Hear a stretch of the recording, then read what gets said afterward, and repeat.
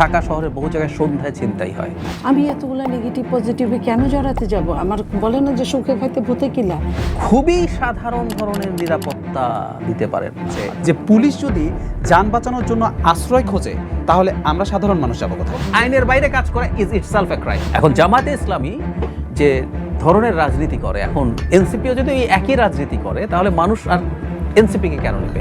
তাদের জন্য কাজ করেছে এই শেখ হাসিনার পালিয়ে যাওয়ার পেছনে। এনসিপি চেয়েছে জামাতকে ইউজ করতে। যে অস্ত্রগুলো মিসিং গিয়েছে সে অস্ত্রগুলো উদ্ধার করা হয় না। সরকার একটা অংশ চেয়েছিল নির্বাচন না দিয়ে শহর ক্ষমতাটা অনেক লম্বা করা যায় কিনা। আমাদের ছেলেরা এখন বলে যে জাতীয় মাছের নাম পাঙ্গাস।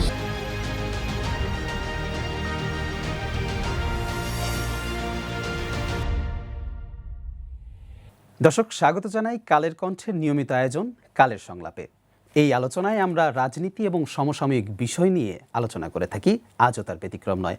আজ আমাদের সাথে রয়েছেন দুজন অতিথি। আমার ডানে রয়েছেন বিশিষ্ট কলামিস্ট এবং রাজনৈতিক বিশ্লেষক ডক্টর জাহেদুর রহমান, এবং তার পাশে রয়েছেন বিএনপির সাবেক সংসদ সদস্য নীলোফার চৌধুরী মনি। কেমন আছেন আপনারা?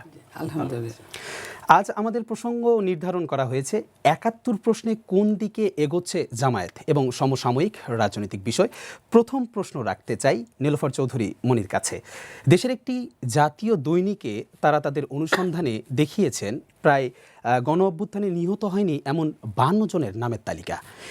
এর জন্য আসলে দায়টা কার? এবং প্রশ্ন হচ্ছে, আমরা মুক্তিযুদ্ধের তালিকা নিয়ে প্রায়ই বলে থাকি ভুয়া মুক্তিযোদ্ধা ঢুকে গেছে, তাহলে কি এখানে শহীদদের জন্য বরাদ্দকৃত অর্থ, বাড়ি কিংবা গাড়ির জন্য এসব করা হচ্ছে? কিন্তু এই সরকারের কাছে তো জনগণের অনেক প্রত্যাশা ছিল যে তারা দুর্নীতির অনেক ঊর্ধ্বে থাকবে। এই বিষয়ে আসলে আপনি কি মনে করেন? ধন্যবাদ আপনাকে, যারা দেখছেন সবাইকে শুভেচ্ছা, আমার সহ আলোচককে শুভেচ্ছা। দেখেন, আসলে ওই রবীন্দ্রনাথের ওই লাইনটা খুব মনে পড়ে যে রেখেছো বাঙালি করে মানুষ করনি। আমরা এই জায়গাটায় ভীষণভাবে আমার নিজের কাছে খুব অনুতপ্ত লাগে যে আমাদের মনটাই আসলে নোংরা হয়ে গেছে। আমরা ভালো হব কিভাবে? ভালো হওয়ার জন্য একটা মাইন্ডসেট দরকার, একটা মানসিকতা দরকার, একটা যে আমাকে এটা হতে হবে। বাট আমি চান্স খুঁজবো যে আমাকে যে কোনোভাবে, আগে ও যা খাইতো সে 10 টাকা খাইছে, আমার এখন যে কোনোভাবে হোক 20 টাকা 25 টাকা খাইতে হবে। আমার টার্গেটটাই এটা। নইলে 15.5 বছরের যে যুদ্ধটা ছিল, যে নোংরামোটা ছিল, যে অর্থলিপ্সাটা ছিল, সেটার জন্য কিন্তু এক কাপড়ে শেখ হাসিনাকে পালিয়ে যেতে হয়েছিল। আমরা প্রত্যেকেই কম বেশি কিন্তু আমরা তাদের জন্য কাজ করেছি, এই শেখ হাসিনার পালিয়ে যাওয়ার পেছনে কাজ করেছি। কিন্তু আজকে দেখেন যে শেখ হাসিনা যখন, এটা আরও ত্বরান্বিত হয়েছিল এই কারণে, যখন শেখ হাসিনা নিজে ওই তার পতনের মাস দুয়েক আগে উনি বলেছিলেন যে আমার পিয়নেরই তো 400 কোটি টাকা আছে। সেটা কিন্তু 15.5 বছর পরে সে কিন্তু এটা স্বীকারোক্তি দিয়েছে। আমরা দেখেছি। আর 7 মাসের মধ্যে আমরা দেখেছি কোনো উপদেষ্টার পিএসেরই 400-500 কোটি টাকা। এই যে রেশিওটা আপনি যদি হিসাব করেন তাহলে ওইখানে কিন্তু ফ্যাসিস্ট ফেল। এবং এখন পর্যন্ত ওই ধরনের যার পিএস তার কিন্তু কোনো কিছুই হয় নাই, শোকজ হয় নাই, তাকে ডাকা হয় নাই, পিএসও এক ধরনের আরামেই আছে।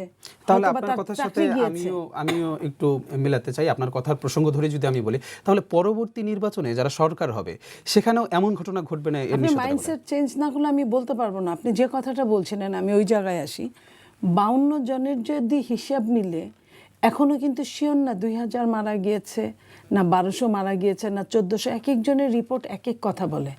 আমরা কিন্তু 2025 সালেও ডিজিটাল পৃথিবীতে আমরা কিন্তু ডিজিটালভাবে, মিনিমাম ডিজিটালভাবে আমরা কিন্তু এইটা গণনা করতে পারিনি কার কতজন মারা গেছে। এখনও যদি আমরা প্রতিটা জেলায়, প্রতিটা থানায় যদি বলি যে এইখানে বৈষম্য বিরোধী বা এইখানে ওই আন্দোলনের শহীদ আছে কয়জন, তাহলে কিন্তু জিনিসটা বের হয়ে যায়। বাট আমরা এটা করতে চাই না, যেভাবে 71-এ করা হয় নাই যে 30 লক্ষ বলে 30 লক্ষ হবে না 3 লক্ষ হবে, এখনও এটা নিয়ে আলোচনা আছে।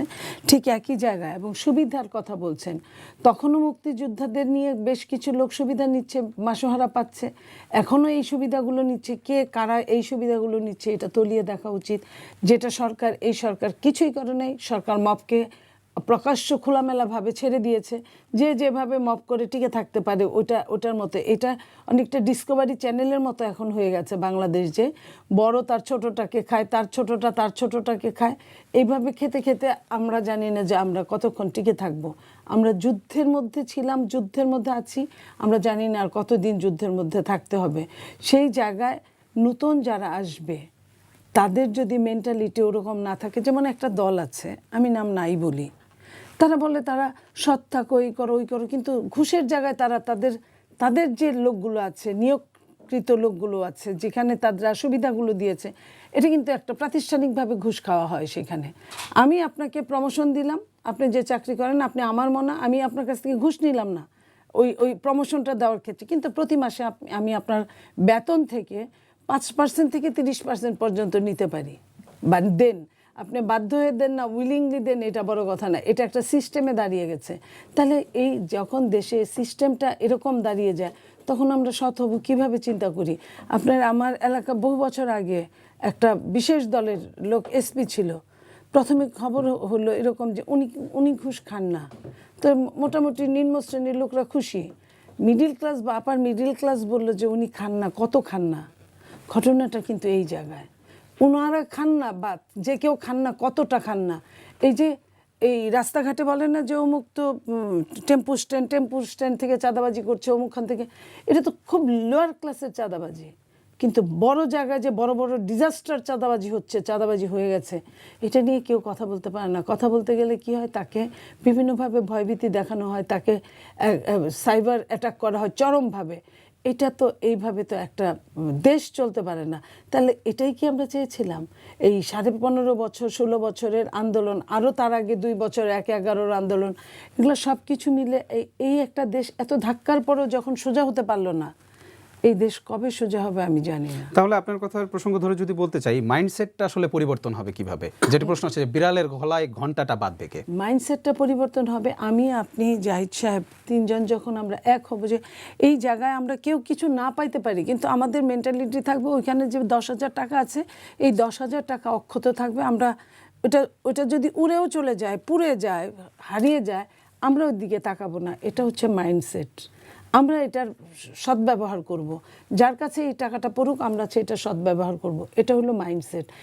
এটা জবরদস্তি করে করানো যায় না। আমি আপনাকে চরম জবরদস্তি করলাম, ওই যে জিনিসপত্র কিনেন, অফিস আদালতের জিনিসপত্র কিনে বলে যে সব কিছু ডকুমেন্টস লাগে, এই ডকুমেন্টস খুঁজতে গিয়ে তারা কিন্তু যেখান থেকে কিনে তাদের কাছে এক রেট থাকে, আর ডকুমেন্টসের জায়গায় আরেকটা রেট থাকে।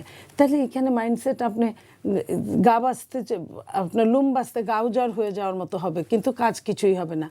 সেটা মেন্টালভাবে আমাদের ওরিয়েন্টেশন দরকার, আমাদের মনের দিক থেকে বুঝাতে হবে এই সমাজটাকে, বিশেষ করে স্টুডেন্ট, আজকের ছাত্র, আগামী দিনের ভবিষ্যৎ, তাদেরকে যে এই যে সম্পদগুলো, এগুলো সব রাষ্ট্রীয় সম্পদ, মানে এটা তোমার সম্পদ, তুমি ঘরে রাখো আর বাইরে রাখো, এই সম্পদের মালিক তোমরা সবাই। তো তুমি যদি সবটুকু নিয়ে যাও, অন্যরা পাবে না। এই জায়গাটায় আমাদের জোর দিতে হবে এবং আইনের শাসন প্রতিষ্ঠা করতে হবে, যে আইনের শাসনে অপরাধী সে যেই হোক না কেন, আমার সন্তান হোক না কেন, তার জন্য যদি 1 মাসের জেল হয়, রাস্তার যে টুকাই ছেলেটা, সেও একই অপরাধ করলে তার জন্য 1 মাসেরই জেল হওয়া উচিত। এটা সরকারের হাতের উপর ডিপেন্ড করে, এই ওরিয়েন্টেশনে বা এই শাস্তিতে।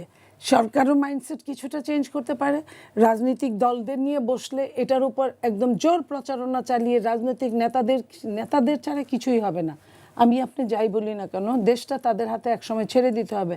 তাহলে আপনি মন্দের ভালো যদি আপনি সৎ নেতাদের বেছে নেন বা সৎ বানানোর চেষ্টা করেন, সেটাই তো অনেক বড় কিছু। আমাদের এখানে অনেক কিছু প্রশিক্ষণ দেওয়া হয়, কিন্তু সততার কোনো প্রশিক্ষণ নাই। তো এই সততার প্রশিক্ষণ নাই দেখে কিন্তু এই জুলাইয়ের 1 বছর হতে না হতেই 52 জন বের হয়ে গেছে, যারা বেঁচে আছে আপনাদের কথা মতো। আমি সরজমিনে গণমাধ্যমে কথা মতো, আপনিও গণমাধ্যমের একজন, সেই হিসেবে বললাম যে 52 জন, এখন যে 52 জন বের হয়েছে, আরও যে কিছু বের হবে না তার কোনো নিশ্চয়তা নাই। এটা সাল 2025 সাল, এটা 1971 সাল না। এই জায়গাটায় বুঝতে হবে যে আমাদের মেন্টালিটির গ্রোথের মধ্যে ডেভেলপমেন্ট কতটুকু করেছে আর আন্ডার ডেভেলপে কতটুকু আছে, এই জিনিসটা আমাদেরকে খুঁজে বের করতে হবে। আপনি একটি রাজনৈতিক দলের কথা বলেছেন যে 5% করে তারা একটি চাঁদা দিচ্ছেন, আর আরেকদিকে আরেকটি কথা বলেছেন যে Minimum 5%। টেম্পো স্ট্যান্ড বা বাস। আসলে এই দুটোর মধ্যে আসলে সমস্যাটা কি? যদি একটি রাজনৈতিক দল 5% করে তাদের সদস্যরা একটি ফান্ড কালেক্ট করেন, এটাতে আসলে অসুবিধার কি দেখেন আপনি? একটা হচ্ছে ক্যাডার বেস। ক্যাডার বেজে হয় কি, তার তার যা খায় উপরের জন খায়, তার নিচের গুলাকে সিস্টেমেটিক ওয়াইজে ডিস্ট্রিবিউট করা হয়। আরেকটা হচ্ছে তার কোনো মানে সিস্টেমই নাই, যে যেভাবে পারছো তুমি লুটেপুটে খাও। এখন যে যেভাবে পারছে লুটেপুটে সিস্টেম না থাকলে তো আপনার নিচের দিকে চোখ যাবে, চোখ উপরের দিকে উঠবে না। তো যেটা যারা প্রাতিষ্ঠানিকভাবে খায় তাদের চোখটা উপরের দিকে, তারা উপরেরগুলা যেখান থেকে নিচে টেম্পুর কথা বললেন, টেম্পুর যেটা একদম হেড অফ দ্য ডিপার্টমেন্ট সেটা সে খেয়ে বসে আছে। তো সেটা নিয়ে কিন্তু কোনো কথা হচ্ছে না। ওই যে অনেকটা এরকম সাগরে এক জাহাজ চাল সহ যদি জাহাজ ডুবে যায় সেটা নিয়েও কয়জন মানুষ জানে, কিন্তু পরের দিন যখন চালের দাম 2 টাকা বেড়ে যায় তখন কিন্তু মানুষ চিৎকার চেঁচামেচি করে যে দাম বাড়লো কেন। দাম বাড়ার কারণটা যে ওইখানে এক জাহাজ ডুবে গেল। তো এই যে ডুবে যাওয়া, তারা আপার লেভেলটা হলে ডুবে যাওয়া, আর এই লোয়ার লেভেলে আপনি পিটায় মাইটা ঠিকঠাক করতে পারবেন। আইনের অনুশাসন ঠিক থাকলে এগুলো অটো ঠিক হয়ে যায়। ওকে আপা, আমরা আবারও আসবো আপনার কাছে। আমরা এবার যেতে চাই আমাদের আরেকজন অতিথির কাছে। জাহিদ ভাই, আপনার কাছে একই প্রশ্ন আমি জানতে চাই। এই সরকারের কাছে সাধারণ মানুষের প্রত্যাশা ছিল যে তারা দুর্নীতির অনেক ঊর্ধ্বে থাকবে। আসলে এখন আমরা যেটি দেখছি, এই 52 জনের যে নামের তালিকা আসলো, আসলে এই দায়টা কার? ধন্যবাদ আপনাকে। মানুষের অনেক বেশি প্রত্যাশা ছিল বিভিন্ন জায়গায়। সরকার, আমি প্রাথমিকভাবে একটা জিনিস অবশ্যই সরকারকে ছাড় দিতে চাই যে মোটা দাগে পুরো সরকার দুর্নীতির জন্য বসে আছে, সম্ভবত পারসেপশন এখনো এতটা খারাপ হয়নি। আপা একজন উপদেষ্টার পিএসের কথা বললেন, খুবই সিগনিফিক্যান্ট অভিযোগ আছে, সেই উপদেষ্টার বিরুদ্ধে অভিযোগ আছে বা কারো কারো বিরুদ্ধে অভিযোগও আছে।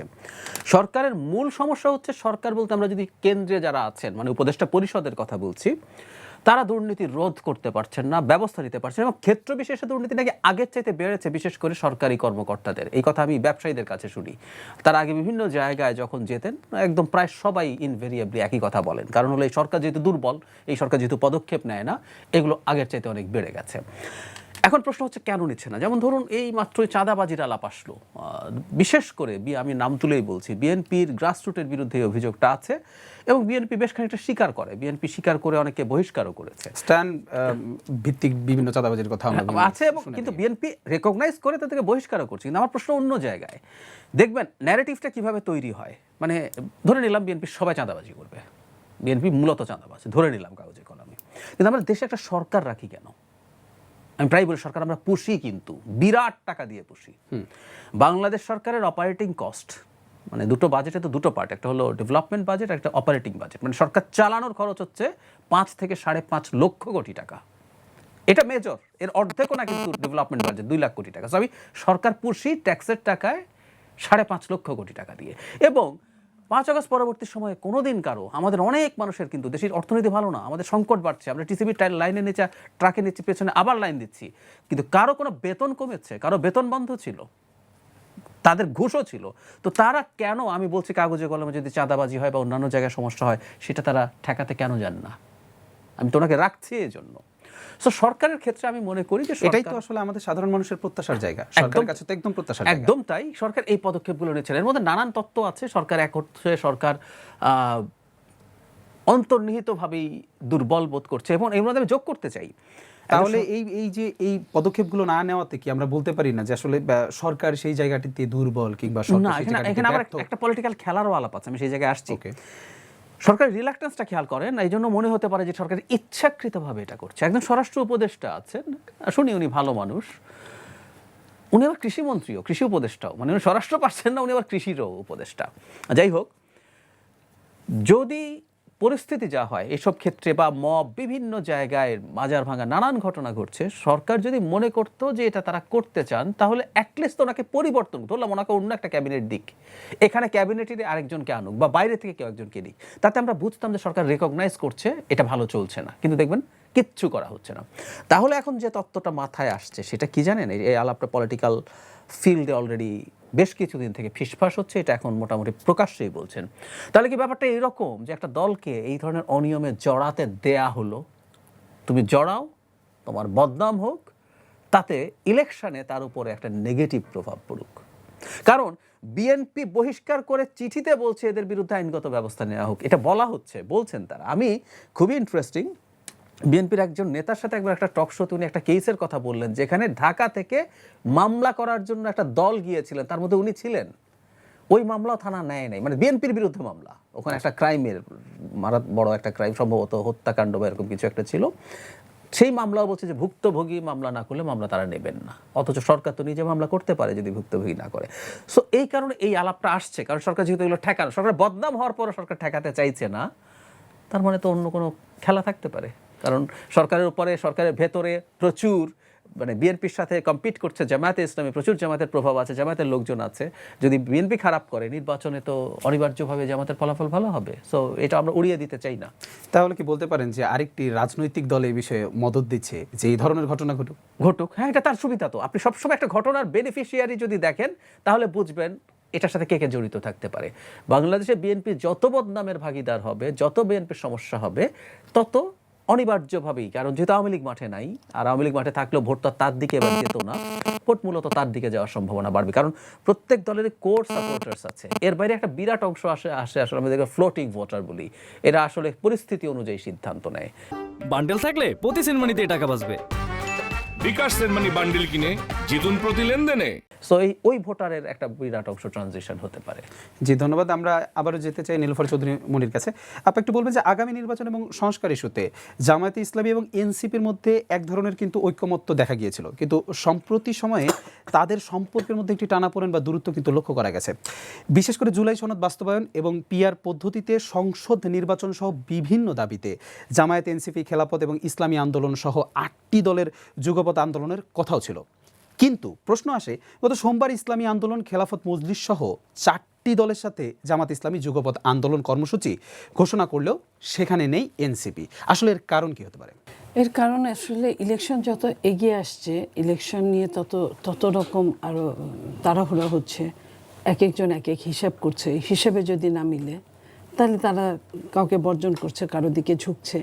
এটাই হচ্ছে মেন কারণ। আমি কালকে একটা টকশোতে আমি দুই পক্ষেরই ছিল, যারা বাদ দিয়েছে বা যারা ছিল মানে নিজেরাই চলে এসেছে, তাদের কথার জিস্ট এটাই বোঝা গেল যে এনসিপি বলছে যে আমরা পিআর নিয়ে, অত নিম্নকক্ষে পিআর নিয়ে আমাদের কোনো মাথা ব্যথা নাই, ছিল না। আমরা আগে থেকে আমরা যেটা পিআর চেয়েছি, উচ্চকক্ষে পিআর চেয়েছি, সেটা নিয়ে এখন আলোচনা চলছে। তো যেহেতু পিআর নিয়ে আমাদের মেন ইস্যু পিআর না, তাই আমরা তাদের সাথে যাই নাই। তো এই যে এটা হতে পারে যে এনসিপি এখন ভাবছে যে তার ওই জায়গা ছেড়ে অন্য জায়গা থেকে যে কয়েকজন নমিনেশন নিতে পারে। এনসিপি তো বুঝেই গেছে একটা ইলেকশনের পরে, ডাকসু নির্বাচনের পরে, যে তাদের কি অবস্থা হতে পারে। তো সেইখান থেকে তারা তাদের জায়গাটা চেঞ্জ করতে পারে, এবং যাদের সাথে আগে ছিল তারা যে কতটা ডেঞ্জারাস, এনসিপি তো যত যাই বলি না কেন, এদের তো বয়স কম, এরা তো মানে বুঝে দেরিতে, এটাই স্বাভাবিক, আমি হলেও তাই করতাম। তো হতে পারে এই কারণটার জন্য এনসিপি এদিকে ঝুঁকছে বা নিজে অন্যরকম চিন্তা করছে। এখনও তো কোন দিকে ঝুঁকছে বলে নাই তারা, কিন্তু নিজেরা চিন্তার মধ্যে আছে। আমরা কিন্তু অনেক তাদের কাজ কম দেখছি। কিন্তু এই বয়স কম শিক্ষার্থীরাই কিন্তু একটি শাসককে এই দেশ থেকে বিতাড়িত করেছিল। ওটাই পারে তারা, কারণ যখন টকবগে রক্ত থাকে, তারা জীবনের মায়া তাদের খুব কম থাকে, তাদের সংসার নাই, তাদের সন্তান নাই, পরিবারের মধ্যে মা বাবা, ওটা তারা ওইভাবে মেনেই কিন্তু জীবন যুদ্ধে তারা যায়। যখন যুদ্ধ হয়, তখন পৃথিবীর সব জায়গায় তরুণরাই গিয়ে যায়, তারাও গিয়েছে। কিন্তু একটা দেশ পরিচালনার জন্য যা যা অভিজ্ঞতা থাকার কথা, খালি বুদ্ধি থাকলে এখানে হবে না, এখানে অভিজ্ঞতার একটা বিরাট দাম আছে। সেটা তো তারা আসলেই তো অনুপস্থিত সেইখানে। সেই জায়গায় তারা হয়তো, তাদের যদি বোধোদয় হয় যে আমরা শিখতে চাই কারো সাথে, বড় কারোর সাথে মিলে, তাহলে খুবই ভালো হয়। কারণ আমরা চাই এনসিপি বেঁচে থাকুক, এই কারণে যে সাবস্টিটিউট গণতন্ত্রকে ক্ষুরোধার হতে গেলে সাবস্টিটিউট দল থাকা উচিত, যে দলগুলো থাকলে অন্য দল যারা সরকার পরিচালনা করবে তারা যেন ভয় থাকে। এই জিনিসটা আমরা চাই, যে গণতন্ত্রকে মজবুত করতে হলে এটার বিকল্প হতে পারে না। জাহিদ ভাই, একটু আপনার কাছেও একই প্রশ্নের একটু উত্তর জানতে চাই যে আসলে জামায়াত ইসলামী এবং এনসিপির মধ্যে বর্তমান সময়ের যে টানাপোড়েন বা দূরত্ব, আসলে এর কারণটি কি হতে পারে? আচ্ছা, এনসিপির একটা মেজর সমস্যা আছে, সেটা হচ্ছে এনসিপি যেহেতু মধ্যপন্থী দল দাবি করে, এবং এই সমস্যাটা খানিকটা বিএনপিরও আছে, মানে মধ্যপন্থী দলগুলো তো হয় কি জানেন, মানে জিয়াউর রহমানের কথা যদি বলি, উনি যখন প্রথম দল তৈরি করতে গেলেন তখন দেখবেন ওখানে এক ধরনের ডানপন্থী মানুষ ছিলেন, ন্যাপের একটা বিরাট অংশ বামপন্থীরা ছিলেন, ফলে দলের মধ্যে একটা অভ্যন্তরীণ টানাপোড়েন থাকে। এনসিপিতেই টানাপোড়েন খুব স্পষ্ট, আমি ওনাদের সাথে তো দেখা হয়, কথা হয়, তাই জানি।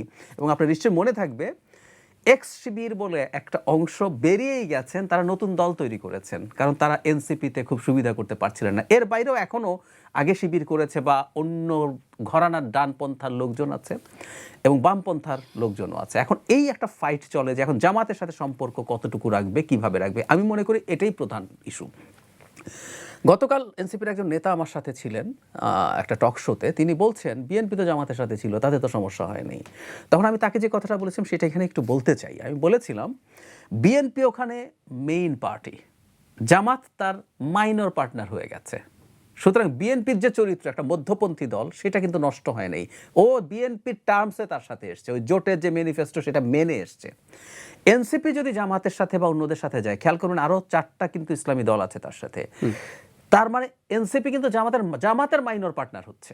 সুতরাং আবারও খেয়াল করুন, জামাত গেছে বিএনপির জোটে, কিন্তু এনসিপি যাচ্ছে জামাতের জোটে, জামাত এনসিপির জোটে আসছে না। সুতরাং জামাতের গায়ে একটা রাইটিস্ট ট্যাগিং হবেই। সেটা ভালো না খারাপ ইজ এ ডিফারেন্ট, এটা দিয়ে ভালো করা যেতেও পারে। এখন এটা ভালো হবে কি না সেটা একটা চমৎকার প্রশ্ন করেছেন মাহফুজ আলম। উনি ওনার একটা স্ট্যাটাস খুবই আলোচিত হলো, এবং এটা উনি এনসিপিকে বলেছেন সরাসরি তা না, কিন্তু ওর মধ্যে ইঙ্গিত ছিল এবং আমরা বুঝে নিয়েছি এটা এনসিপিকে। সেটা হচ্ছে মওদুদিবাদী already half a dozen proxy কাজ করছে, নতুন করে আর দরকার নেই। এখন জামাতে ইসলামী যে ধরনের রাজনীতি করে, এখন এনসিপিও যদি এই একই রাজনীতি করে, তাহলে মানুষ আর এনসিপিকে কেন নেবে? বুঝবে না। জামাত অলরেডি আছে মাঠে, বহু বছর ধরে আছে, তাদের সংগঠন আছে, টাকা আছে, সব কিছু আছে, তো তাহলে তো লাভ নেই। সো এনসিপির মধ্যে ফাইটটা আছে। আবার এনসিপির একটা সংকটও ছিল, সেটা একটু বলি। তারা জামাতের উপরে বেশ ডিপেন্ড করেছিল শুরুর দিকে। কেন? এই দলটা শুরু থেকেই চেষ্টা করেছে মানুষের সামনে আমরা অনেক বড় কিছু হয়েছে বোঝানোর জন্য। ফলে বিভিন্ন সময় তারা যখন অনেকগুলো সভা করেছে, ইভেন তাদের যে দেশে জুলাইয়ের সময় দেশব্যাপী যে পদযাত্রা করেছে, বিভিন্ন জায়গায় সভা সমাবেশ হয়েছে, লোকজন দেখিয়েছে, পপুলার বিলিফ হলো এগুলো সব জামাতের লোকজন। সো এনসিপি চেয়েছে জামাতকে ইউজ করতে এইভাবে, যে তার লোকজনকে দিয়ে। আবার জামাত তাহলে এটা ছেড়ে দেবে কেন? জামাতও চেষ্টা করলো তার জোটে শুধু ইসলামিস্ট না, এখানে ইসলামিস্টের বাইরেও জোট আছে, জোটটা বড় কর দেখানোর জন্য। তো ফর দ্য টাইম বিং আমি ধারণা করি এনসিপি এই সিদ্ধান্ত নিল যে আমরা এখনই জামাতের সাথে ব্র্যান্ডেড হব না। আর বাকিটা অজুহাত, যে লোয়ার হাউসে পিয়ার, এটা দেখাচ্ছে ট্রু, জামাত তো লোয়ার হাউসে পিয়ার চাইছে, কিন্তু এটাকে সে সামনে রাখছে। কিন্তু আপাতত সিদ্ধান্তটা এই কারণে, হয়তো সময় আরও দেখবে, এবং খুব চমৎকারভাবে আপা বলছেন যে ও তো বিএনপির সাথেও নেগোশিয়েট করতে পারে বা করছেও। আপনি যদি আপনার স্যাটিসফ্যাক্টরি কোনো সুবিধা ওখানে পান, যদি কিছু আসনের ক্ষেত্রে কোনো সমঝোতা আপনি নিশ্চিত করতে পারেন, তাহলে আর যাবেনই না।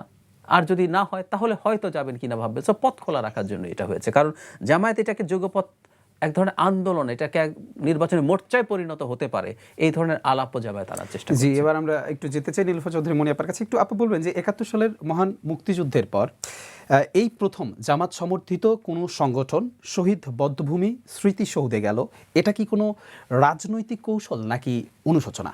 আপনার কি মনে হয়?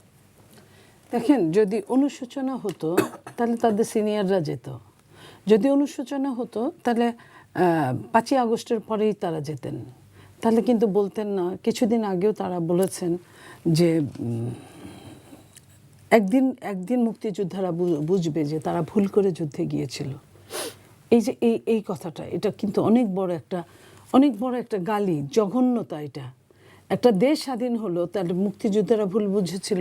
দেখেন, কথার একটা কথা আছে, আমার কোনো আত্মীয় সিনিয়র সিটিজেন বলতে পারে যে আরে পাকিস্তান আমলেই তো জিনিসের দামটা এত কম ছিল, ভালো ছিলাম। এটা কিন্তু একটা আক্ষেপের কথা।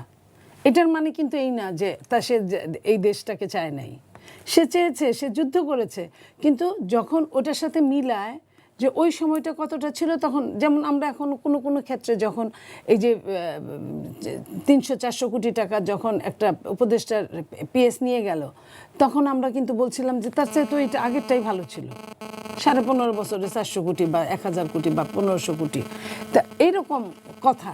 এটার মানে কিন্তু এটা বোঝায় না যে সে মুক্তিযুদ্ধকে সাপোর্ট করছে না। এটাকেই যারা পুঁজি করে এই ধরনের কথা বলে, এরা জাতির জন্য কোনো মঙ্গলকর ফল আনতে পারে না। এখন পর্যন্ত যে মানুষগুলো, যে দল ধর্মকে শুধু নিয়ে কাজ করছে তা না, এখন পর্যন্ত তারা আপনার এই দেশটাকে ধারণ করতে পারে নাই। ধারণ করতে পারে নাই বলেই তো আপনার স্মৃতিসৌধে যায় নাই, ধারণ করতে পারে নাই বলেই তো আপনার শহীদ মিনারে যায় নাই, ধারণ করতে পারে নাই বলেই তো আপনার জাতীয় সঙ্গীতকে চেঞ্জ করতে বলেছে। এগুলো কিন্তু ওপেন ডিক্লেয়ার, এখানে কিন্তু কোনো রাগঢাক নাই। এই ঘটনাগুলো কখন হয়েছে? 5ই আগস্টের পরেই হয়েছে, 5ই আগস্টের আগে হয় নাই। তার মানে কি, এখন যখন তারা তাদের সুদূর প্রসারী ষড়যন্ত্র এবং আপনার এই যে ইলেকশনটা ডাকসুর, সেটা কিন্তু শুধুমাত্র ছাত্রদের অনেক অনিয়ম সেটা না, টিচারদের অনিয়ম ছিল, প্রশাসনের অনিয়ম ছিল এবং মিডিয়ার ট্রায়ালও ছিল। এই জিনিসগুলো ছিল। এগুলো কিন্তু এমনি এমনিই হয় নাই, এগুলোর পিছনে নিশ্চয়ই অনেক কারুকার্যতা আছে। এই যে যেমন ধরেন, আমাকে আপনি বলেন আমি টাকা বের করতে পারবো না, আমি কিন্তু জন্মের পরে থেকেই, বুদ্ধি হওয়ার পরে থেকে বিএনপি করি, বাট আমার কাছে আপনি 10-20 লাখ টাকা চান, আমি পারবো না।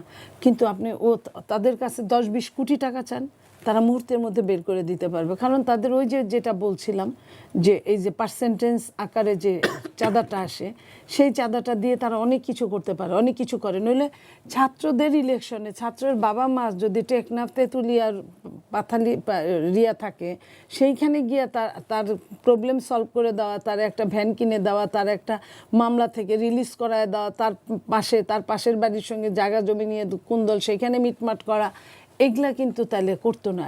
এটা কিন্তু তারা তাদের সামগ্রিকভাবে চ্যালেঞ্জ দিছে।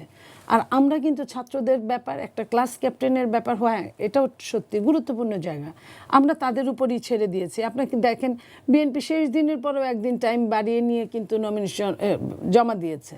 সিলেকশনে আমাদের দেরি হয়ে গিয়েছিল, কারণ আমরা ওই গুরুত্বটাই দিইনি। কিন্তু তারপরে যদি রাজনৈতিক দলের ক্ষেত্রে তাদের কর্মীদের এই ধরনের সুবিধা যদি রাজনৈতিক একটি দল দেয়, তাহলে এটিতে আসলে আপনি কি সমস্যা দেখেন?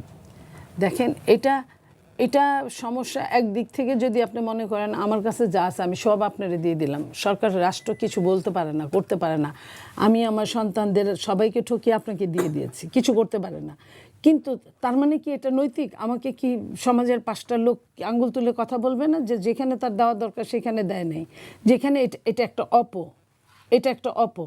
এটা অপরাজনীতি। তো যেখানে যা দরকার, আমার যেখানে 5 টাকা দরকার, সেখানে আমি 5,000 টাকা কেন খরচ করব? এটা এমন না যে বাংলাদেশের পৃথিবীর শ্রেষ্ঠ ধনী দেশদের একটা। তাহলে কি এটা আপনি বলতে চাচ্ছেন যে এটি তাদের রাজনৈতিক কৌশল? এটা অপকৌশল, ইটস নট কৌশল। কারণ আমি আবারও বলছি, তাদের কথা মতোই যদি যেটা বাতাসে ভেসে বেড়াচ্ছে যে 15 কোটি টাকা ডাকসুতে খরচ হয়েছে, আপনি বলেন 15 কোটি টাকা আপনার 4-15-60টা এমপির পিছনে সরকার খরচ করার জন্য দিয়েছে নাকি? আমার যদি ভুল না হয় 25 লাখ করে। তাহলে 60টা এমপি যে টাকাটা খরচ করতে পারে, সেটা যদি একটা ডাকসুর একটা ক্লাসের ক্যাপ্টেনের জন্য যদি আপনার, বা ডিপার্টমেন্টাল ক্যাপ্টেন বা বিশ্ববিদ্যালয়ের ক্যাপ্টেনের জন্য, সেখানে 40,000 ভোটও না, সেইখানে যদি খরচ করে, তাহলে আপনি এটাকে কোনভাবে নেবেন? হতে পারে আগে এই ধরনের ঘটনা দেখে কোনো আপনার নিয়মের মধ্যে এটা আসে নাই, কয় টাকা খরচ করবে, কি আসবে, কারণ এটা তো ক্লাসের একটা ভোট। আমি আরেকটা টকশোতে বলেছি, আমার ছেলে ক্লাস ক্যাপ্টেন হয় মাঝে মাঝে, প্রায় সময়ই। আমার ছেলে আমাকে বলে যে যেদিন হবে ভোটাভুটি হবে ক্লাসে, সেদিন সকালবেলা আম্মু একটা দোয়া করো। কেন? বলে যে আমাদের আজকে ভোট হবে। কিসের ভোট? ক্লাস ক্যাপ্টেনের ভোট। অন্য একটা নাম করা স্কুলে পড়ে। সেখানে বিকালে একটা হাসি মুখ দিয়ে এসে বলে যে আম্মু আমি পাশ করেছি। আমি তো কিচ্ছু জানি না, দোয়াটা ওই টাইমে যাও বাবা, ভালো মতো যাও, শেষ। ওর যাতে মন খারাপ না হয়, ওই জন্য আমার এই দোয়াটা করা, কারণ ওইখানে যেই পাশ করুক সে আমাদেরই সন্তান। তাহলে এইখানে একটা ক্লাস পরীক্ষার জন্য এত কিছু করা, আপনার পিউরিফাই মেশিন দিয়েছে, খারাপ না, ভালো, এটা ভালো কাজের জন্য। আমি হলে কি বলতাম যে আমার দলের মহাসচিবের কাছ থেকে আমি পিউরিফাই মেশিনটা এনে দিয়েছি। ওকে আপা, আমি হলে কিন্তু এটা বলতাম না যে আমি তোমাকে ব্যবস্থা করে দিচ্ছি, ব্যবস্থাটা কে করেছে কেউ কিন্তু জানে না। ওকে আপা, আমরা পরবর্তী প্রশ্নে যেতে চাই। পরবর্তী প্রশ্নে আমাদের জাহিদুর রহমান ভাইয়ের কাছে যেতে চাই। ঢাকা বিশ্ববিদ্যালয়ের সূর্য সেন হলের একটি দোকানে টেস্টিং সল্ট পাওয়ার অভিযোগে উক্ত হলের ভিপি আজিজুল হক জরিমানা করেন। তবে প্রক্টর জানিয়েছে ভিপির এই এখতিয়ার নেই এবং তিনি এটিও বলেছেন শিক্ষার্থীদের স্বাস্থ্যের কথা চিন্তা করে ভিপি এ ব্যবস্থা নিয়েছেন। তাহলে এখানে প্রশ্ন হচ্ছে, শিক্ষার্থীদের তো বিশ্ববিদ্যালয়ে আরও অনেক সমস্যা রয়েছে। যদি বলি সোহরাওয়ার্দী উদ্যানে মাদকের একটি আঁকড়া, এটি যেমন একটি সমস্যা, বিশ্ববিদ্যালয়ের ভেতরে ছিনতাইয়ের একটি সমস্যা রয়েছে, ফুটপাতে বিভিন্ন টং দোকান রয়েছে যেগুলো অবৈধ। তাহলে কি তাদেরকেও জরিমানা করতে পারে শিক্ষার্থীদের কথা চিন্তা করে?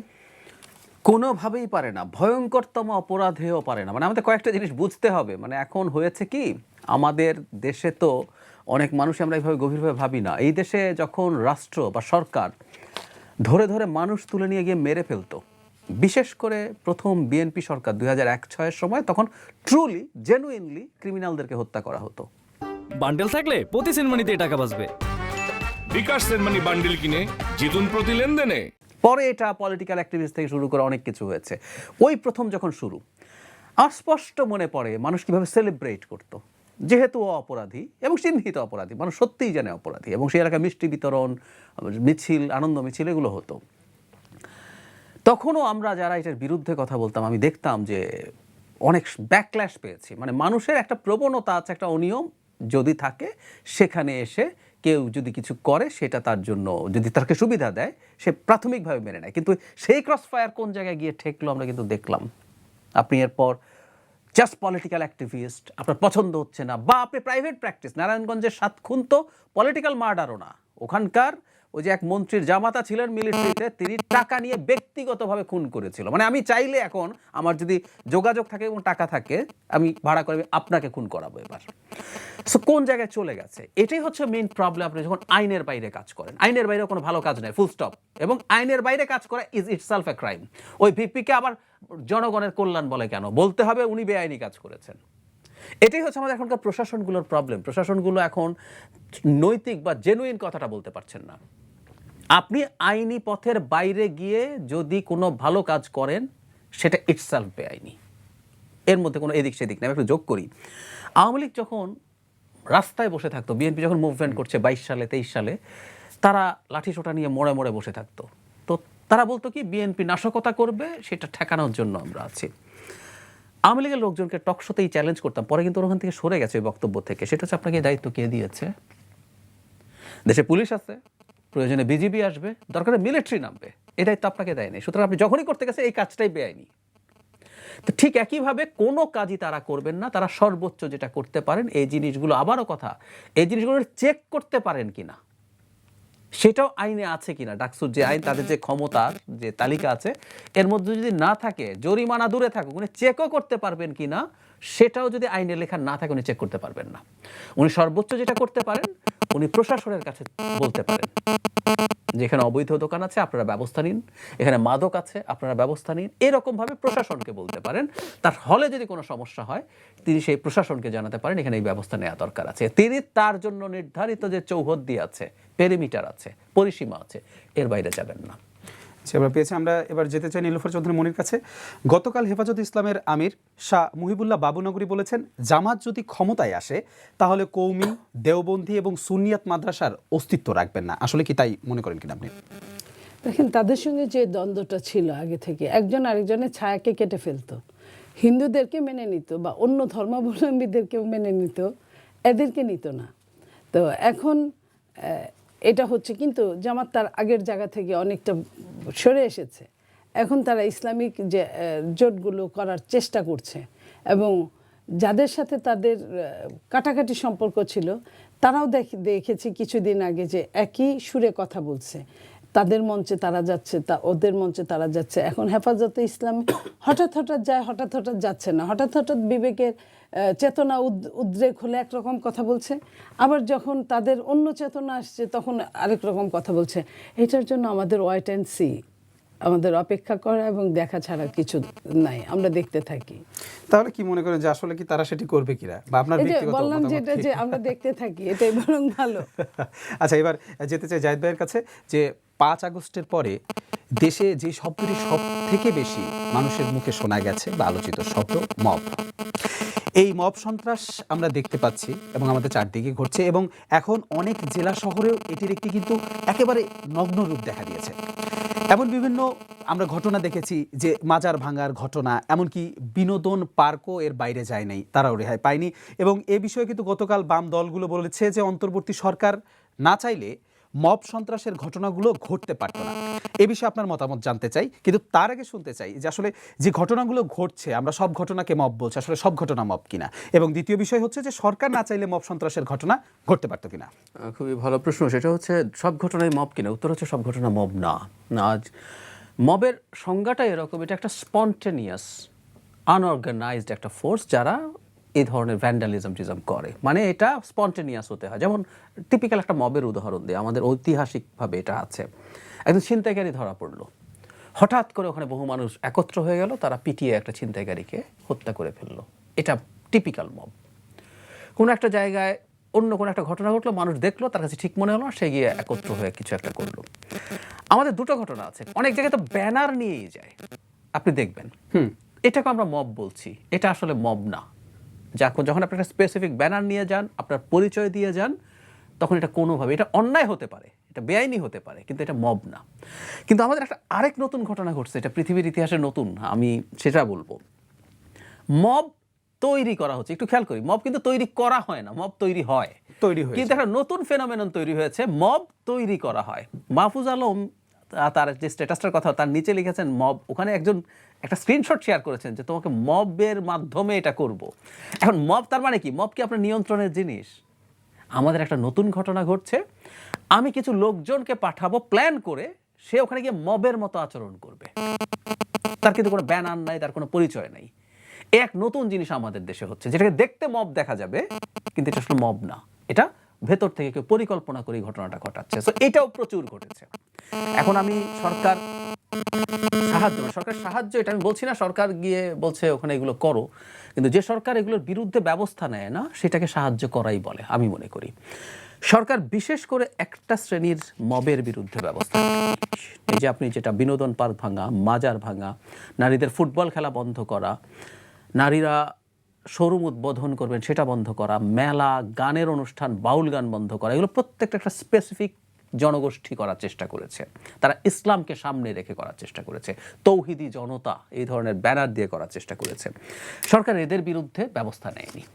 আমার ইন্টারপ্রিটেশন হচ্ছে এটা পরিকল্পিত। সরকার এই শক্তিটাকে হাতে রাখতে চেয়েছে, কারণ সরকারের তো মাঠে একটা শক্তি লাগবে। জামায়াত খানিকটা আছে, জামায়াতের তার অত শক্তি নেই। কেন লাগবে?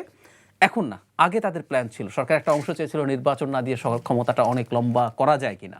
তো তখন যদি বিএনপি মাঠে নেমে যেত, নির্বাচন চাই, তার বিরুদ্ধে কাকে নামাবে তারা? জামায়াত হয়তো নামতো, আর এই ইসলামিস্ট ফোর্সগুলোকে তারা নামাতে চাইতো।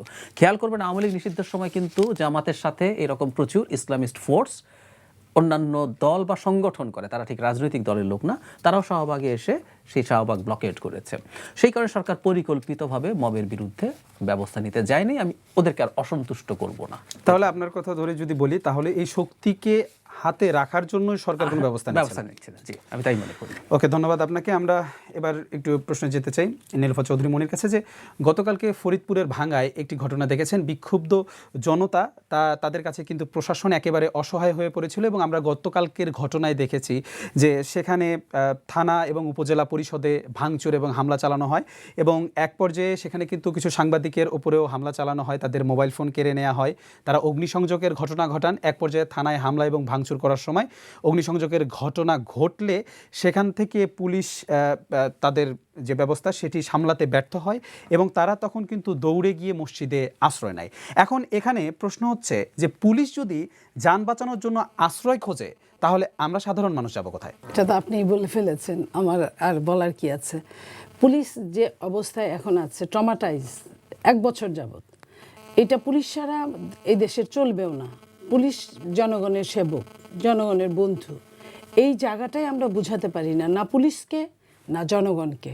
এইটা যদি একটা অনেক দিনের ক্ষোভ, পুঞ্জীভূত ক্ষোভ ছিল, যা ঘটনা ঘটে গেছে 5ই আগস্ট থেকে 8ই আগস্ট পর্যন্ত, বা তার আগে জুলাই থেকে আগস্ট পর্যন্ত, সেটা পুলিশ যেখানে পেয়েছে, আমাদের ছেলে মেয়েদেরকে মেরেছে, বয়স্কদের মেরেছে, যাকে পেয়েছে, আবার এরাও যাকে পুলিশকে পেয়েছে তখন মেরেছে, সেটা একটা দিক হয়েছে।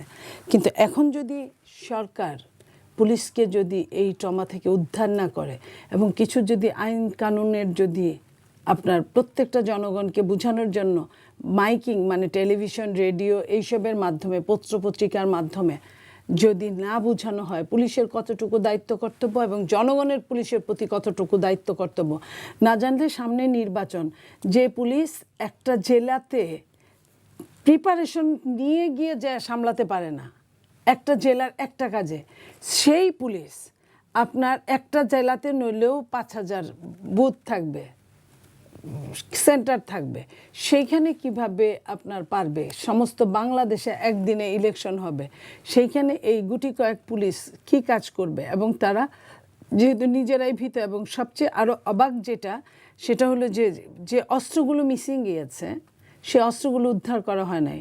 পুলিশ তো মনে করে যে কেউ আপনার যদি যায় পাশে এই কোটটা পরেই দাঁড়ান, আপনার সে পুলিশ ভাবতেই পারে যে আপনার কোটের পেছনে বা ভেতরে কিছু থেকে থাকতে পারে তাদেরই জিনিস, যেটা দিয়ে আপনি তাকে মেরে ফেলতে পারেন বা যেটা দিয়ে আপনি শ্যুট করতে পারেন, যেটা দিয়ে আপনি তাকে ভয় দেখাতে পারেন। তো পুলিশ তো ভেতরে ভিতরে ভীত সন্ত্রস্ত, এবং পুলিশের প্রতি আমরা গালাগালি করেছি এখন পর্যন্ত। যে জিনিসটা ছাড়া আমার চলবে না, তাহলে আমাদের এখন মিট আপ করা উচিত, তারও থাকতে হবে, আমারও থাকতে হবে। তাহলে সরকার কেন এই মবটা, এটা একটা মব, এটা সরকারি ছত্রছায়ায় মবগুলো, তাহলে সরকার কেন এটা নিয়ে কাজ করছে না? সরকার সমানে এই প্রত্যয় যোগ করে বলছে ফেব্রুয়ারিতে নির্বাচন হবেই। তো এই যে হবেই বলছে, তাহলে নির্বাচনের কাজগুলো কি করছে? প্রশাসন সাজাচ্ছে না, পুলিশকে আপনার সাহস দিচ্ছে না, পুলিশের দায়িত্ব বুঝিয়ে দিচ্ছে না, বা জনগণকে পুলিশ সম্পর্কে আইডিয়া দিচ্ছে না। এটা ভয়াবহ আকার ধারণ করবে যদি এখন থেকে, আজকে থেকে সরকার এটা না করে। এটাই আমি বলবো। আরেকটা জিনিস যেটা আপনি বললেন যে ভাঙায় যে ঘটনাটা ঘটেছে, এই ঘটনাটা আরও কয়েক জায়গায় ঘটেছে এবং আরও ঘটার সম্ভাবনা আছে। আপনার এই সময়টা যেখানে অস্থিতিশীল একটা রাজনীতি চলছে, যেখানে আপনার যেটা ছিল ওইভাবে নির্বাচন হবে সেটাই স্বাভাবিক, আপনি করতেন ত্রয়োদশের জায়গায় চতুর্দশের এটা এই 5 বছর ব্যাপী কোথায় কাটতে হবে, কোথায় জোড়া দিতে হবে সেটা করতেন। আপনি দেখা গেছে একখানে আপনার আসনই কমে গেছে একটা, আরেকখানে যা আসন বেড়ে গেছে একটা। যেখানে বেড়ে গেছে সেখানে মানুষ না হয় খুশি, কিন্তু যেখান থেকে আসন কমে গেল এমনিতেই, আমি বিএনপি করি, বিএনপির কথাই আমি বলছি, বিএনপিতেই প্রায় 4 জন 5 জন 6 জন প্রার্থী আছে। তাইলে অন্য জায়গা ওই প্রার্থীগুলো, অন্য আরও দলের প্রার্থী আছে, আরও অনেকগুলো দল আছে, তাদের যে রাতারাতি তারা শূন্যতায় নেমে গেল, এত স্বপ্ন সব কিছু মিলে, এটা আসলে ঠিক না। তারপরে আরেকটা আপনার যেটা রুমিনের সাথে যে ঘটনাটা ঘটলো, দুইটা ইউনিয়ন নিয়েই করে উঠতে পারে না, তাহলে আপনার একটা আসন নিয়ে কিভাবে সম্ভব? তো এরকম যেগুলো আছে এগুলো নিয়ে দ্বন্দ্ব বাঁধতেই থাকবে। সরকারের এই ব্যাপারেও নজর দেওয়া উচিত আমি মনে করি। সরকার একটা প্রজ্ঞাপনের মাধ্যমে বলে দিলেই তো হয় যে এই ভাগাভাগিটা আমরা পরে দেখব, এটা ত্রয়োদশ নির্বাচনের জন্য এটা প্রযোজ্য হবে না, তাহলে তো হয়ে গেল। আরেকজন অতিথির কাছে একটু জানতে চাই, পুলিশের এই জায়গায় ব্যর্থতাটা কোথায় এবং ঠেকানোর উপায়টা কি হতে পারে বলে আপনি মনে করেন? আবারও অনেকগুলো কনস্পিরেসি থিওরি আছে। ধরুন পুলিশ যথেষ্ট কনফিডেন্ট না, সেটা ঠিক আছে, কিন্তু এখানে সমস্যা হচ্ছিল সেটা ট্যাকেল করতে পারিনি। আমাদের তো সেনাবাহিনীও আছে ম্যাজিস্ট্রেসি পাওয়ার নিয়ে। সো নিয়ন্ত্রণ যদি করতে না পারেন তাহলে তো আসলে একটা নতুন প্রশ্ন এসে হাজির হয়। এই প্রশ্নটাও তোলার চেষ্টা হচ্ছে, আইন শৃঙ্খলা যদি এই অবস্থায় হয় নির্বাচন কিভাবে হবে? ওটা নিশ্চয়ই মনে আছে গোপালগঞ্জে স্বাভাবিক কর্মকাণ্ডের প্রশ্নগুলো চলে আসছে। মানে গোপালগঞ্জে যখন ওই যে এনসিপির লোকজন গেল, সেখানে ঝামেলা হলো, মুহূর্তেই তাদের একজন নেতা স্ট্যাটাস দিয়েছে যে কয়জনকে সুরক্ষা দিতে পারে না, নির্বাচন কিভাবে করবেন। আমি আরেকটা যোগ করব, পাটগ্রামে এবং একটা থানায় বিএনপির কিছু লোকাল লোকজন চাপ প্রয়োগ করে কিছুটা হামলা করে তাদের দুজনকে ছাড়িয়ে নিয়ে গেছে। তখন জামায়াতের আমির স্বয়ং বলছেন কিসের নির্বাচন এই অবস্থায়? সো আমি যদি এভাবে বলি তাহলে যে নির্বাচনের আগেও এই যে আইন শৃঙ্খলার অবস্থা এই জায়গায় গেছে, এটা পদক্ষেপ নেওয়া হচ্ছে না, যদি ইচ্ছা করে ওই কাজটা করা হয় তাহলে তো আসলেই নির্বাচনে তখন প্রশ্ন তোলা যাবে। সারা দেশে একসাথে যখন নির্বাচন ঘটবে, এতগুলো 300 কনস্টিটিউয়েন্সি, সেন্টার হচ্ছে 45,000, বাড়তেও পারে, এবার 50,000 গিয়ে যদি থাকে, সেখানে তাহলে কি করবে? এই প্রশ্নগুলো করবে। তো আমার কাছে এই জন্য মনে হয় এই যে নির্লিপ্ততা, এই যে মব নিয়েও যত নির্লিপ্ততা আছে, এগুলো কিন্তু আরেকটা উদ্দেশ্য হয়তো এটা যে দেশের তো রুটিন কাজই সরকার করতে পারে না, তাহলে নির্বাচন কিভাবে করবে?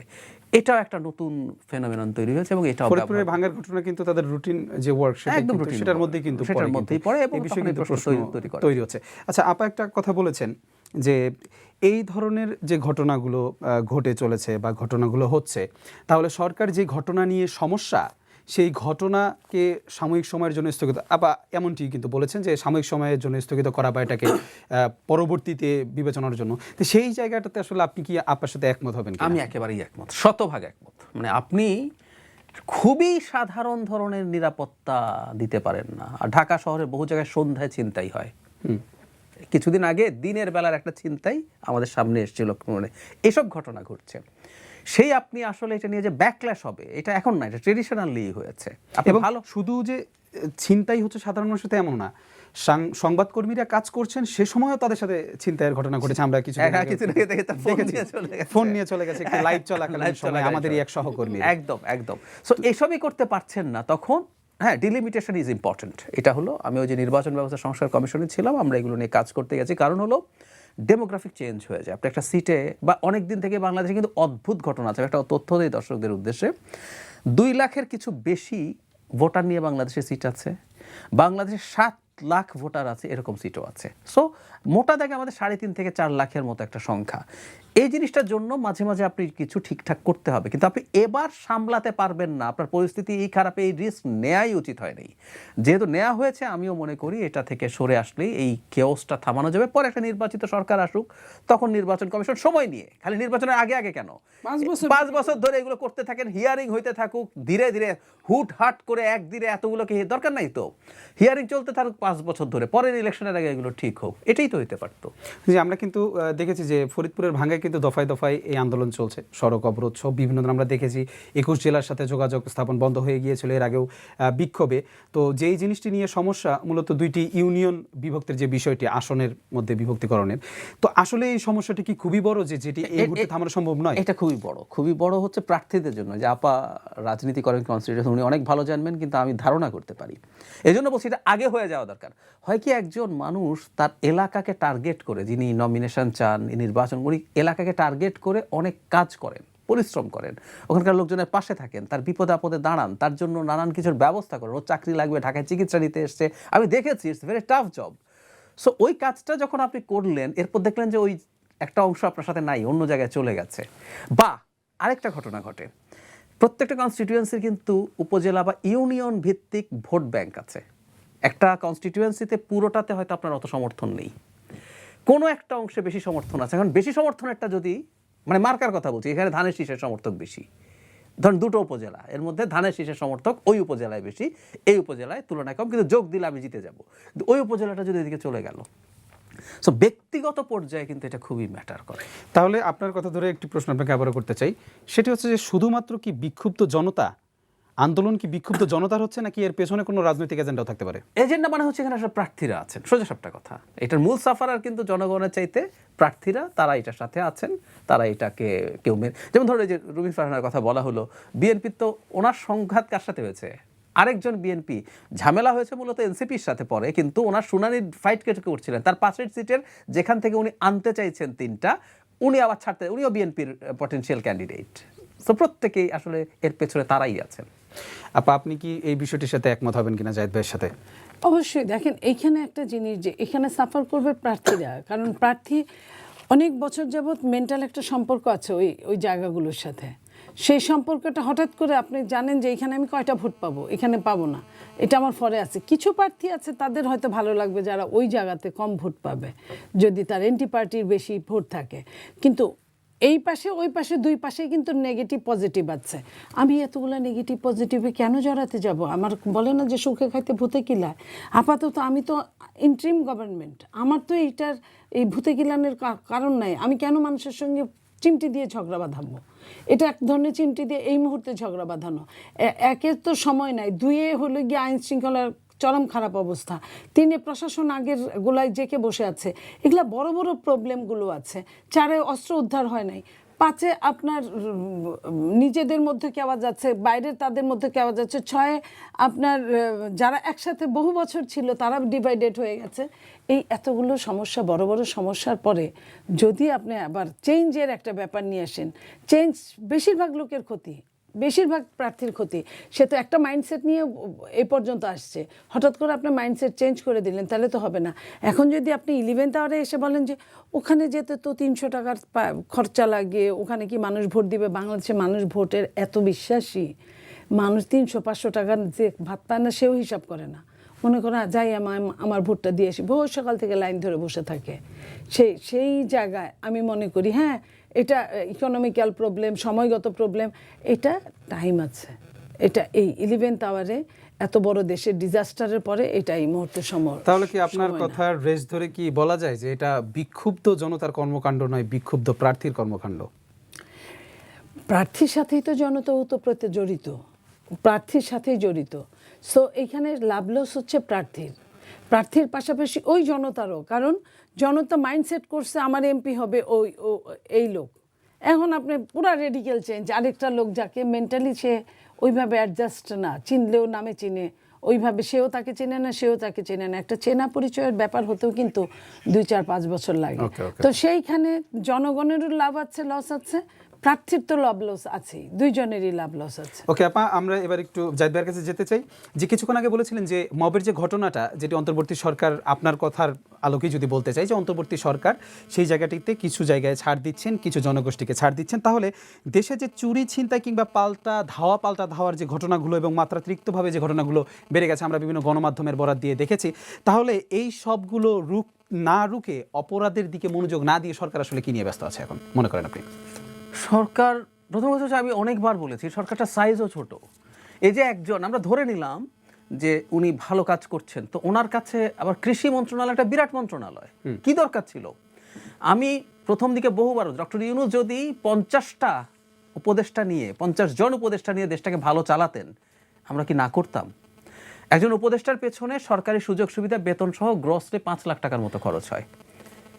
সেটার তুলনায় অনেক বেশি উনি করতে পারতেন, কিন্তু উনি করলেন না। এক একজনের হাতে অনেক বলার পরও এই জায়গায় গিয়ে ঠেকেছে। এটা তো কেয়ারটেকার সরকার না যেটা 3 মাস থাকবে, এ কিন্তু লম্বা সরকার। তো সরকার আমি মনে করি এটা মোটা দাগে ইনএফিসিয়েন্সি সবচেয়ে বেশি। মনোযোগও হয়তো নেই তা বলছি না, কিন্তু আপনার দক্ষতা লাগবে, আপনাকে টাফ হতে হবে এবং অ্যাসারশন লাগবে টপ থেকে, ডক্টর ইউনূসের জায়গা থেকে কঠোর বার্তা লাগবে। এগুলো কোনোটাই হচ্ছে না। আমরা পেয়েছি উত্তরে। আমরা এবার যেতে চাই নীলুফার চৌধুরী মনি আপার কাছে। বর্তমান সরকার এবং গণঅভ্যুত্থানে যারা সামনের সারির নেতা, অর্থাৎ আসলে এনসিপির যারা লোকজন ছিল, তারা কিন্তু ভারত বিদেশি বিভিন্ন ধরনের কথা বলতে তাদেরকে শোনা যায়। এমনকি মৎস্য প্রাণী সম্পদ উপদেষ্টা ফরিদা আক্তার দায়িত্ব নেওয়ার পরপরই বলেছিলেন যে আগে দেশের মানুষ ইলিশ খাবে, তারপরে ভারত যাবে। কিন্তু দেখা যাচ্ছে যে বিগত সরকারের সময়ে যে তুলনায় ইলিশ পাঠানো হয়েছিল, এবার কিন্তু তার থেকে অধিক পরিমাণে ইলিশ ভারতে পাঠাচ্ছে আর কি। হ্যাঁ, এই বিষয়ে আসলে সাংবাদিকরা প্রশ্ন করলে তিনি বলেন যে চাপ নয়, সম্প্রীতি বজায় রাখতেই ভারতকে ইলিশ দেওয়া হচ্ছে। তাহলে কি এখনো তারা ভারতকে খুশি রাখতে বা পাশে রাখতে চাচ্ছে, কি মনে করেন আপনি? দেখেন, এটা তো বলার অপেক্ষা রাখে না, এটা হচ্ছে বর্ণচোরাদের কাজ। এটা অনেকেই এই বাংলাদেশেও একটা দল আছে যে তারাও আপনার মুখ দিয়ে বলে ইন্ডিয়ার বিরোধী কথা, কিন্তু সারাক্ষণ তারা মৌলবাদ ভাই এটাই বিশ্বাস করে। তো ওরকম আপনার এই সরকার যতটা হ্যাঁ ইন্ডিয়ার বিরুদ্ধে স্পষ্ট কথা বলেছে, আমরা খুশি হয়েছি, কিন্তু গতবার যখন আপনি যে কথাটা বললেন যে আমরা খেয়ে বেশি থাকলে তারা পাবে, আমরা তো খেতেই পারি না। 1800-2200 নিচে ইলিশের কেজি পাওয়াই যায় না, চোখেই দেখা যায় না। আমাদের ছেলেরা এখন বলে যে জাতীয় মাছের নাম পাঙ্গাস। গত বছরও তারা অনেক বেশি দিয়েছে। আপনার আওয়ামী শাসনামলে 500 মেট্রিক টন দিয়েছে, আমরা অনেক সমালোচনা করেছি। এখন যখন 1200 মেট্রিক টন যাচ্ছে, তখন কিন্তু আমরা চুপ করে বসে আছি। আমরা এখানে 2000-2500 টাকা কেজি আপনার খেতে হয়, ওইখানে কিন্তু ওরা 1320 টাকা না 1300 টাকা কিলো কিনে। তাহলে আমাদের চেয়ে ওরা বেশ ভালো আছে না? তো এই যে সরকারের দ্বিচারণ নীতি, এটা জনগণকে কষ্ট দিচ্ছে প্রত্যেকটা মুহূর্তে। সরকার কি আমাদের জন্য, ওদের তো পূজা হয়তো দশমী পর্যন্ত, তার মানে দশমী 5-7 দিন, তো ওই 5-7 দিন পূজায় তারা ইলিশ খাচ্ছে, তাদের এটার জন্য দিচ্ছেন। আমাদের কি সরকার একটা দিনের ঘোষণা দিতে পারতো যে এই দিনে ইলিশ মাছ 300 টাকা কেজি পাবে, 400 টাকা কেজি পাবে? দাদন যারা নেয় তাদের তো এই একদিন দাদনের লোকদের ইলিশ দেওয়া হবে না। দাদন যারা নেয় তারা কিন্তু অনেক কম দামে ইলিশ কিনে, কারণ অনেক আগেই তারা বিক্রি করে দেয়। আমরা বুঝতে পেরেছি পুরো বিষয়টি। আমরা কথা বলছিলাম, আজ আমাদের আলোচনার বিষয় ছিল ৭১ প্রশ্নে কোন দিকে এগোচ্ছে জামায়াত এবং সাম্প্রতিক সময়ে বিভিন্ন রাজনৈতিক প্রসঙ্গ নিয়ে আজকে আমরা আলোচনা করছিলাম। এবং আমাদের সাথে আজ অতিথি হিসেবে ছিলেন দুজন। আমাদের সাথে ছিলেন ডক্টর জাহিদুর রহমান এবং আমাদের সাথে ছিলেন বিএনপির সাবেক সংসদ সদস্য নীলোফার চৌধুরী মনি। তো আজকের আয়োজনে আমরা এই বিষয়গুলো সম্পর্কে জানতে পারলাম। পুরো অনুষ্ঠান জুড়ে সাথে ছিলাম আমি কবির চৌধুরী জয়। ভালো থাকবেন, সুস্থ থাকবেন। আজ এতটুকুই ছিল আমাদের আয়োজন। দেখা হবে পরবর্তী পর্বে।